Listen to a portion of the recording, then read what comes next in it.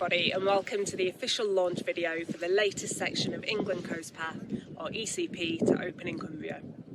My name's Ange Harker and I'm a lead advisor at Natural England, working specifically on the ECP in West and South Cumbria.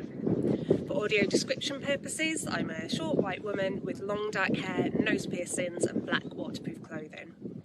I'm in the town of Millom in southwest Cumbria, standing against this incredible backdrop of sea, sand and salt marsh in the upper Duddon estuary, with a wide range of snow-capped and cloud-topped Lake District mountains in the distance. It's quite atmospheric here today, added to by birds calling from the skies and sands around me, and a slight breeze, so hopefully the weather won't interfere with the sound too much.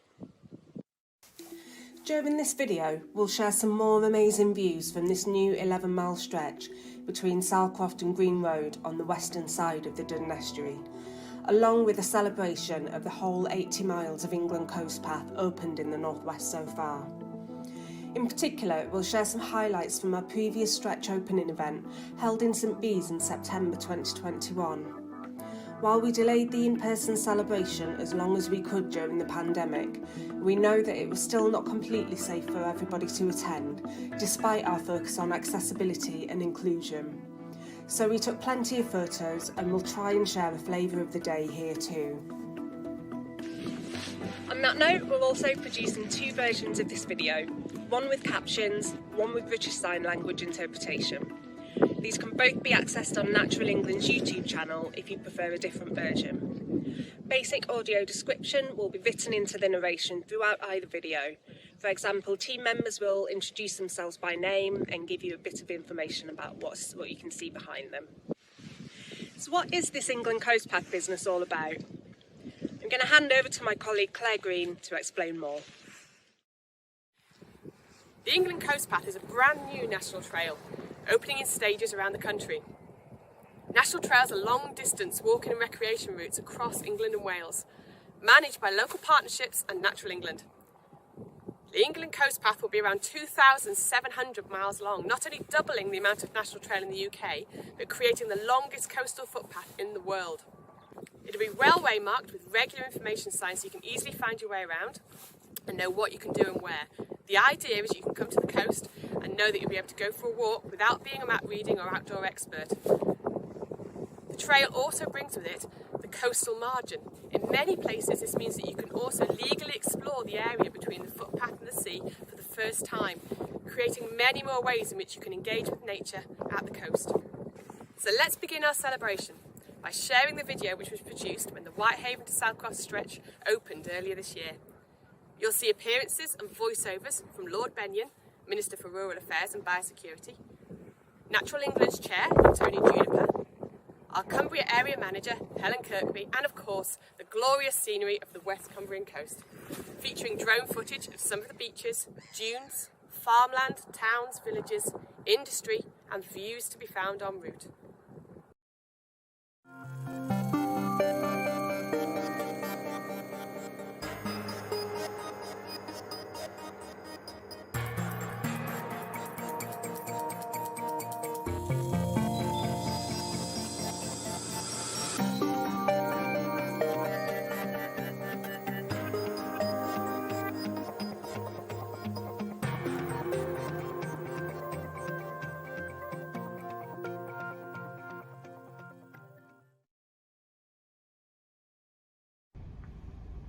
It's a really great pleasure to be part of the opening of this Whitehaven to Salcroft section of the UK's coastal path.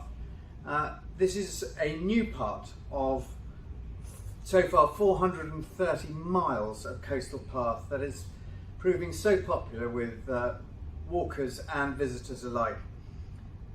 This forms very much part of our 25-year environment plan, a key part of which was connecting people with nature, and there can be no better way of connecting people than giving them access to our beautiful coastline, the blue and green parts of our landscape, which are so important for our physical health, our mental health, and have proved to be an absolute lifeline during the pandemic.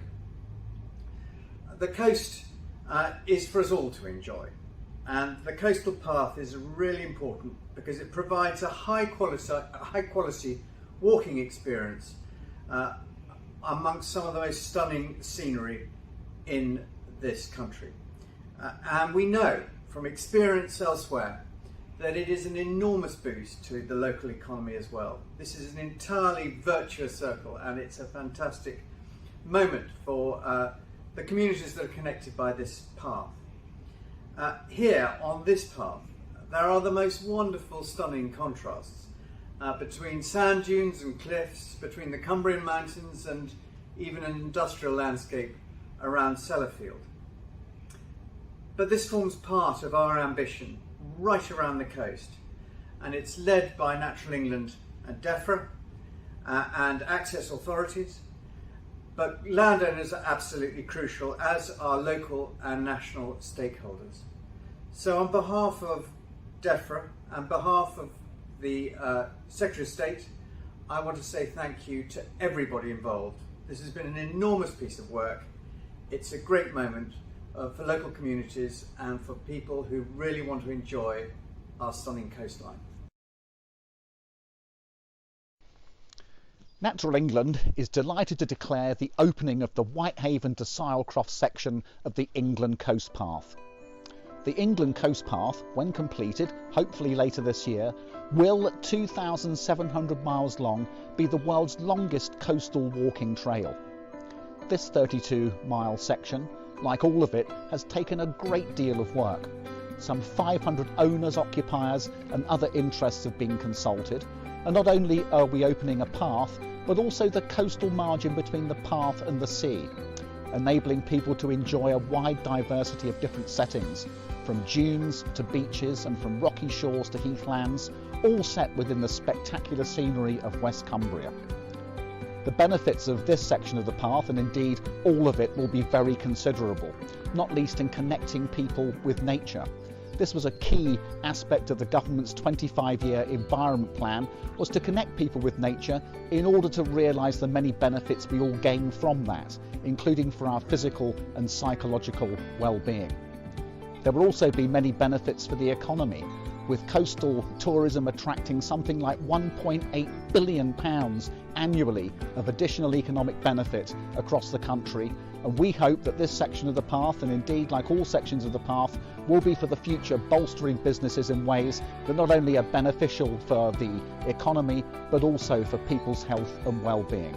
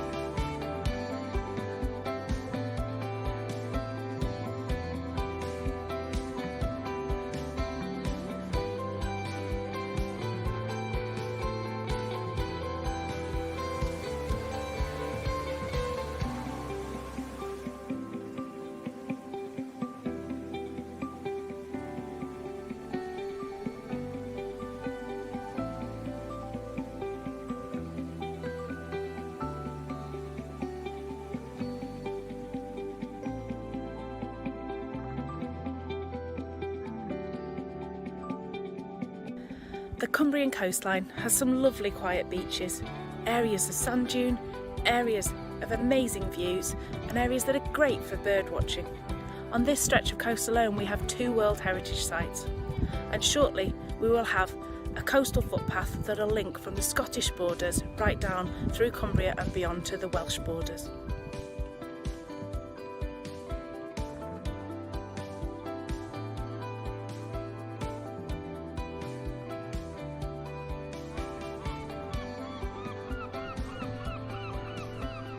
Much of the Cumbria coast has designations to protect the important natural environment, but we've worked hard with partners to ensure that any visitors to the coastline can still enjoy a great connection with nature while not disturbing the sensitive wildlife.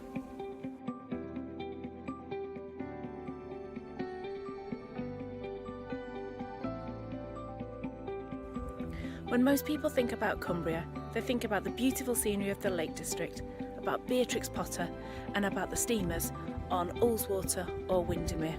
They may even think about the tourist hotspots of Ambleside or Keswick. But the Cumbrian coastline has such a lot to offer.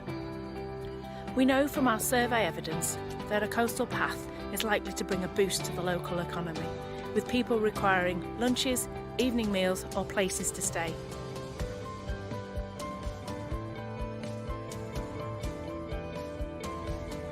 We have worked closely with our main delivery partner, Cumbria County Council, who have been essential in the planning and establishment phase of the path. They will remain a close partner and be responsible for the maintenance and ensuring the path can roll back as necessary in the future. We know that those lucky enough to enjoy a connection with nature are more likely to act in pro-environmental ways, and we want to encourage this so all communities are invested in and are able to make a difference.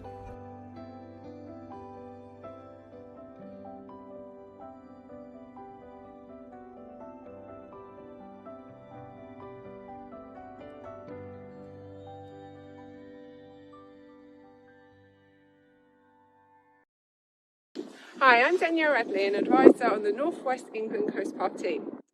At the beginning of the video, you may have spotted some walkers out enjoying the path.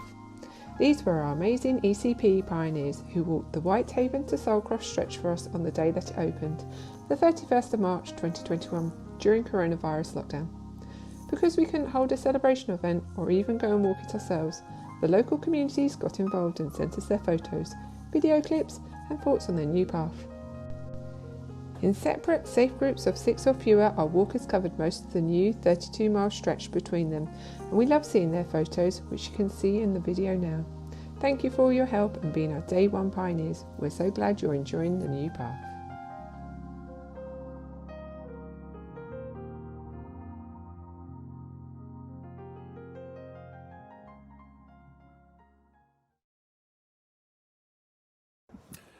And now over to the Whitehaven to Salecroft celebration event itself. My name's Jerry Rusbridge and I've been the delivery leader for the England Coast Path in the Northwest since the project began in around 2011.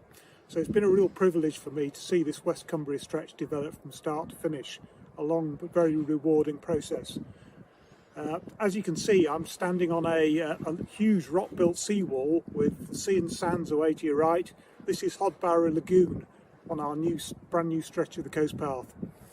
For now though, I'd like to return to the 22nd of September when staff from Natural England, DEFRA, Cumbria County Council and many other partner organisations and individuals we've worked with over the years came together in St Bees on a rather windy but thankfully dry day. This was our first opportunity since early 2020 to catch up, and we did it in style. You're now watching a slideshow of images from the day, including photos from the morning setup, speakers from Natural England and other organisations, musician Mike Willoughby, and our afternoon festivities, a guided walk on the England Coast Path, all-terrain wheelchair demonstrations from the Morecambe Bay Partnership, and beach cool taster sessions from Jenny Grange. And not forgetting, of course, those classic seaside refreshments, chips and ice cream. The focus of the day was accessibility and inclusivity in the outdoors. One of our guest speakers was Mohammed Dalek from Carlisle, Chair of Mosaic Outdoors. Mohammed is well known for both campaigning for more inclusive access and also facilitating group activities in the countryside for people of colour. It was a real pleasure to hear from him and be challenged to do more. Mohammed began by acknowledging the increased opportunities the England Coast Path provides for diverse communities in the area to get out and enjoy the countryside. But he also talked about the barriers which often remain, and these are as simple as tackling the idea that you need expensive kit and clothing to be part of the club, or that enjoying the outdoors means going for a long hilly walk during the day and being back whilst cafes and facilities are still open. In fact, through his volunteer work, Mohammed said that most summer visitors arrive in the evening for a picnic and find facilities closed. These are some of the more subtle barriers, contributing to an idea that some groups of people are more welcome than others. But we were also told of people who'd been refused accommodation in the lakes because of their name alone, an act of direct discrimination with an unequivocal and unacceptable message. Is that how we want people to see Cumbria, we were asked? Mohammed asked us to look around the room and question how the various organisations and stakeholders attending represented the UK population. Were there people of colour, and were there young people? What could we all do to attract a more diverse range of applicants to our own organisations and projects, so that more people could see themselves represented within the environment sector?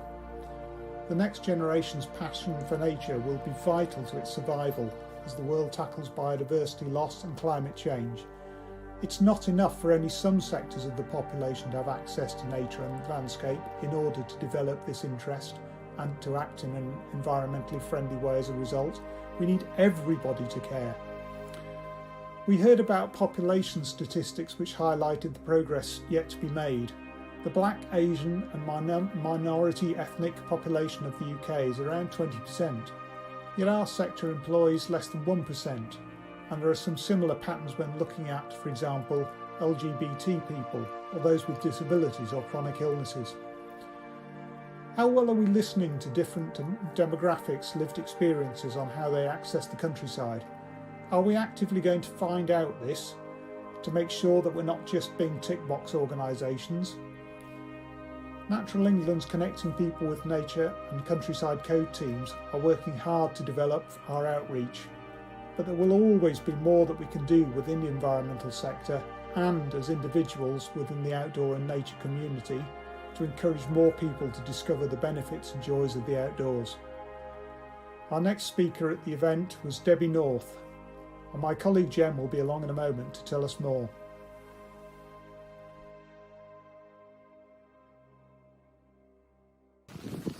Hello, I'm Jen Green and I'm a lead advisor working on the Lancashire stretches of the England Coast Path.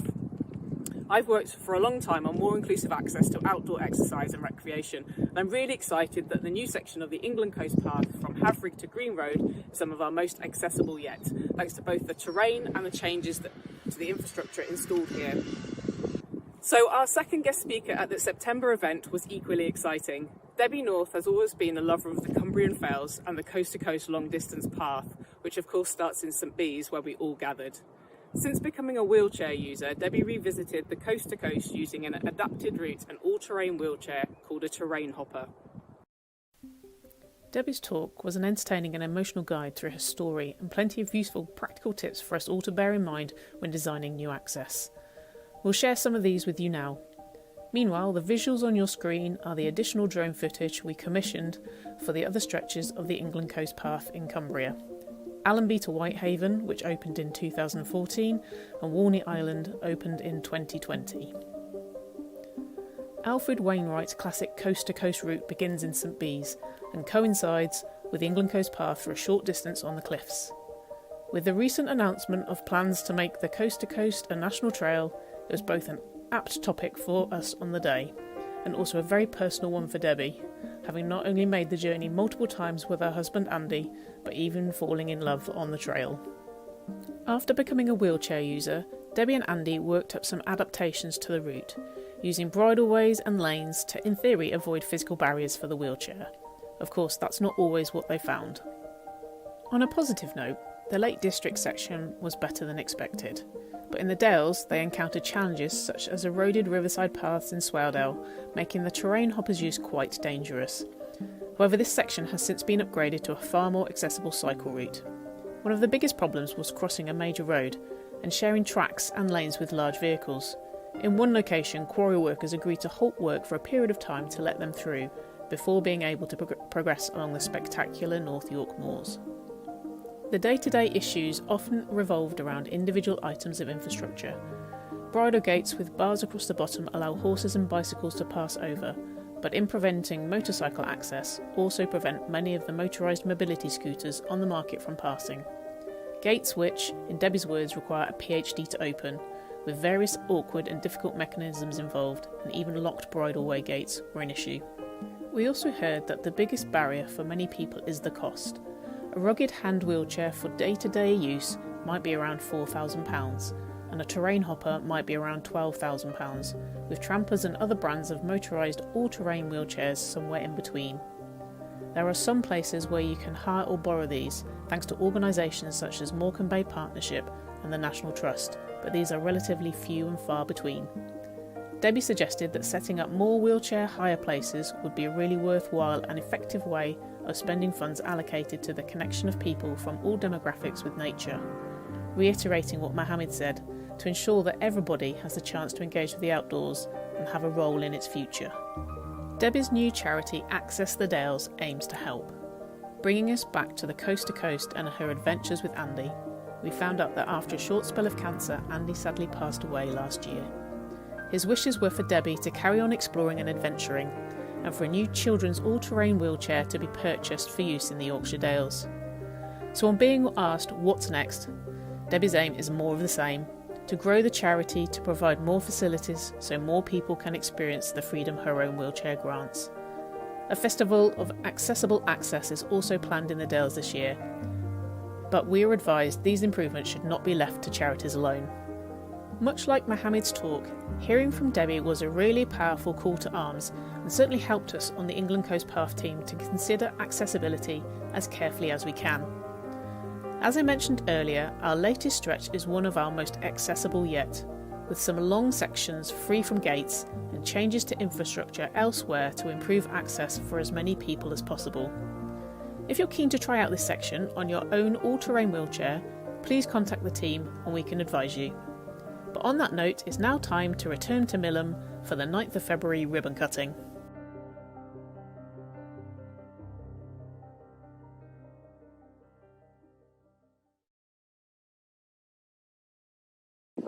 Ange here again, and we're back to where we started, the old ironworks site at Millom, with that amazing view up the estuary to the mountains once more, on the brand new Salcroft to Green Road stretch of England Coast Path, which opened to the public today. Some places like here have been walked and loved by the local community here in Millom for years. Other places, closer to Salcroft, involve brand new, never walked before routes. All of it today has become part of the world's longest coastal footpath, and we can't wait for you to explore it and share your thoughts and adventures. So without further ado, here we are, cutting the ribbon on the new England Coast Path in Millom, southwest Cumbria. Doing the honours is Jerry, our northwest delivery. Ready? 5, 2, 1. Hooray!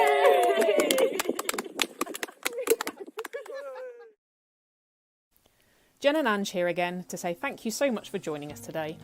To round off this Salcroft to Green Road launch celebration, we're leaving you with some teaser photographs from across this new 11-mile section. You'll see walkers and wheelchair users exploring parts of the route and taking in beaches, lagoons and seawalls, salt marsh, estuaries, villages, mountains and the beautiful west coast sunsets. To finish off, we'd like to say a huge thank you to all those who have played a part in developing the whole 81 miles of England Coast Path in Cumbria so far. All of our England Coast Path team members, past and present, including our area team, national trails, open access and mapping teams, and our conservation colleagues who have been absolutely fundamental to this work. Cumbria County Council, our main partner, and their contractors. The council have helped with route development from the start and organised and carried out all of the works you now see on the ground. All the local communities along the coast for their input, support and enthusiasm. It's yours now to make the most of. All the landowners, large and small, and farmers that we worked with, who are also important community members. We know this process hasn't always been simple, but we are so grateful for your help in getting the best results and balance for everybody involved. And finally, you for taking the time to join us tonight. Please do get out there and share your adventures on social media using the hashtag England Coast Path. To find out which bits of the England Coast Path are open in Cumbria and beyond, and to help plan your trip, please visit nationaltrail.co.uk. To find out where we're up to with the next stretches, please visit gov.uk and search for England Coast Path. It's over to you now. Happy exploring.